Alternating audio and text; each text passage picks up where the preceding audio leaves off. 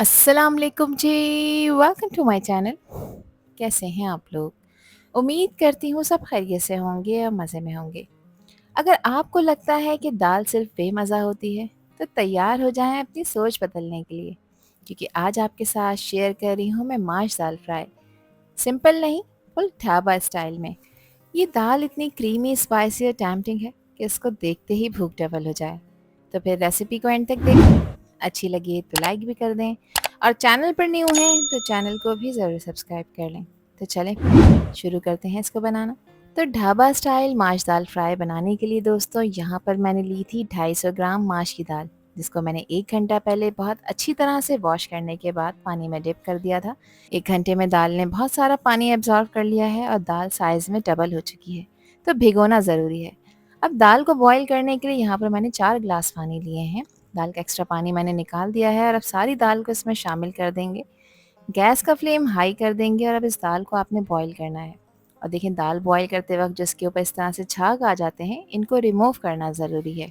ये स्टेप छोटा सा है लेकिन बहुत इंपॉर्टेंट है, क्योंकि ढाबा स्टाइल दाल में हर डिटेल का ख्याल रखना बहुत ज़रूरी होता है। झाग आना बिल्कुल नॉर्मल है। आप इस झाग को हल्के हाथों से स्पून स्पैचुला की मदद से निकाल दें, ताकि दाल बिल्कुल साफ़ हो जाए और टेस्ट में और भी ज़्यादा बेहतर हो जाए। बॉईल करने के दरमियान हाफ टी स्पून मैंने नमक डाला है और 1 टीस्पून मैं इसमें अदरक लहसुन का पेस्ट शामिल कर रही हूँ। बस अच्छी तरह से इसको मिक्स कर लेंगे और अब दाल को गलाएंगे 90% तक। 10% हम इसको जब पकाएंगे जब हम इसका मसाला तैयार करेंगे। तो इसको कवर करेंगे, गैस का फ्लेम लो मीडियम की तरफ रखेंगे और 15 से 20 मिनट के लिए इसको पकने के लिए छोड़ देंगे। बीच बीच में आपने दाल को चेक करते रहना है कि दाल हद से ज़्यादा ना गल जाए। तो यहाँ तकरीबन 20 मिनट हो गए हैं मुझे दाल को पकाते हुए। चेक कर लेते हैं क्या कंडीशन है। तो पानी तो देखिए इसमें अल्हम्दुलिल्लाह ड्राई हो चुका है और दाल भी देखिए 90% तक बिल्कुल टेंडर हो चुकी है। बस यही टेक्सचर चाहिए हमें परफेक्ट ढाबा स्टाइल माश दाल फ्राई बनाने के लिए। अब दाल में जो मौजूद पानी है इसे फेंक देंगे और दाल को छान लेंगे। अब इसका मसाला तैयार कर लेते हैं, जिसके लिए 3/4 कप लिया है मैंने कुकिंग ऑयल। ऑयल थोड़ा गर्म हो जाएगा तो यहाँ पर 5 लहसुन की कलियाँ थी, जिसको मैंने बिल्कुल बारीक चॉप करके इसमें ऐड किया है। अच्छा, लहसुन को कुछ देर के लिए इसमें फ्राई करेंगे, मगर इसको ओवर कुक नहीं करना। इसका कच्चापन ख़त्म करना है और एक प्यारी सी खुशबू आ जाएगी, बस जब तक आपने इसको फ्राई करना है।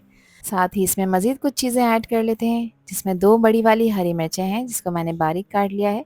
अदरक के कुछ स्लाइसेस को बारीक कट करके ऐड किया है और 5 से 6 अदद हैं साबित लाल मिर्चें। इन तीनों चीज़ों को भी लहसुन के साथ कुछ देर के लिए फ्राई कर लेंगे, इससे टेस्ट बहुत कमाल का आएगा। 3 मीडियम साइज़ के टमाटर हैं, जिसको मैंने ब्लेंड कर लिया था और ब्लेंड करते वक्त इसमें मैंने 1/4 कप पानी ऐड किया था। ज़्यादा पानी आपने इसमें ऐड नहीं करना। टमाटर को अब भून लेंगे। इसके साथ ही कुछ स्पाइसेस भी ऐड कर लेते हैं, जिसमें नमक शामिल है 1 टीस्पून, क्योंकि नमक हाफ टी स्पून दाल को बॉईल करते वक्त भी ऐड किया था। नमक आप अपने टेस्ट के अकॉर्डिंग डालिएगा। 1 टीस्पून इसमें मैंने धनिया का पाउडर शामिल किया है और 1 टीस्पून है भुना कुटा हुआ ज़ीरा। 1 टीस्पून कुटी लाल मिर्चें शामिल कर रही हूँ और 1 टीस्पून ही इसमें पिसी लाल मिर्चों का शामिल करूँगी, क्योंकि हम स्पाइसी माश दाल फ्राई बना रहे हैं। मिर्चें आप अपने टेस्ट के अकॉर्डिंग कम ज़्यादा कर सकते हैं, जितनी खाना आप पसंद करते हैं। अच्छे कलर के लिए इसमें 1 टीस्पून मैंने हल्दी का पाउडर शामिल किया है, बस 1 टीस्पून से ज़्यादा ऐड नहीं करना। अब क्योंकि ये सारे मसाले कच्चे हैं और इन्हें भूनना बेहद ज़रूरी है, तो टमाटर के साथ ही इनको भून लेंगे ताकि इसका रॉ फ्लेवर ख़त्म हो जाए। 7 से 8 मिनट हो गए हैं मुझे टमाटर के साथ मसाले को भूनते हुए। टमाटर का कलर आप लोग देख सकते हैं कि चेंज हो चुका है और डीप रेड हो चुका है।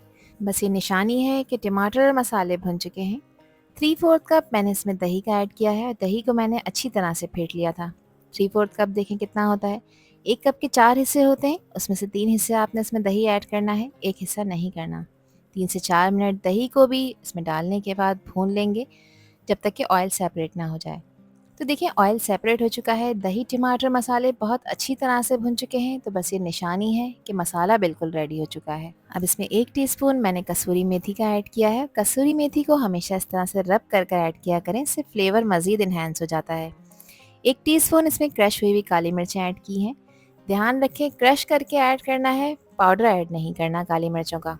अब जो दाल मैंने छान कर रखी थी वो इस पॉइंट पर इसमें ऐड कर देंगे और दाल को मसाले में डालने के बाद गैस का फ्लेम मीडियम करेंगे और मीडियम फ्लेम पे 3 से 4 मिनट दाल को भून लेंगे मसालों के साथ, ताकि मसाला दाल के हर दाने पे अच्छी तरह से कोट हो जाए। अब क्योंकि इस दाल को मैंने 90% बॉईल करा था और 10% कसर इसमें अभी भी बाकी है, तो वो कसर पूरी करने के लिए इसमें मैं आधा कप पानी इस्तेमाल कर रही हूँ। पानी ऑप्शनल है, अगर दाल में मसाले में पानी मौजूद है तो आप स्किप कर सकते हैं, नहीं तो आधा कप पानी इसमें शामिल करके दाल को मज़ीद 10% गला लें ताकि 100% टेंडर हो जाए। तो इसको कवर करेंगे, गैस का फ्लेम लो कर देंगे और 5 मिनट के लिए इसको बिल्कुल दम वाली आंच पर पकाएंगे। 5 मिनट बाद मैंने इसका कवर हटाया है। दाल अल्हम्दुलिल्लाह यहाँ पर 100% टेंडर हो चुकी है। अब इसके फ्लेवर को मज़ीद इन्हेंस करने के लिए फ़ाइनल टच दे रही हूँ, जिसके लिए 1 टेबल स्पून मैंने इसमें लेमन जूस ऐड किया है। लेमन जूस इस दाल के फ्लेवर को सुपर से भी ऊपर बना देगा। कुछ बारीक अदरक के स्लाइसेस थे जिसको मैंने जूलियन स्टाइल में कट किया है। फाइनल गार्निशिंग के लिए ये इस पे स्प्रिंकल कर रहे हैं। हरी मिर्चें हैं, इसको बारीक चॉप करके मैंने इसमें ऐड कर दिया है। साथ ही इसमें अब शामिल करूँगी बारीक कटा हुआ हरा धनिया, जो न सिर्फ इसकी खुशबू को बढ़ाएगा बल्कि इसको एक वाइब्रेंट कलर भी देगा। और आखिर में हाफ़ टी स्पून घर का पिसा हुआ खुशबूदार गरम मसाला मैंने इस पर स्प्रिंकल किया है।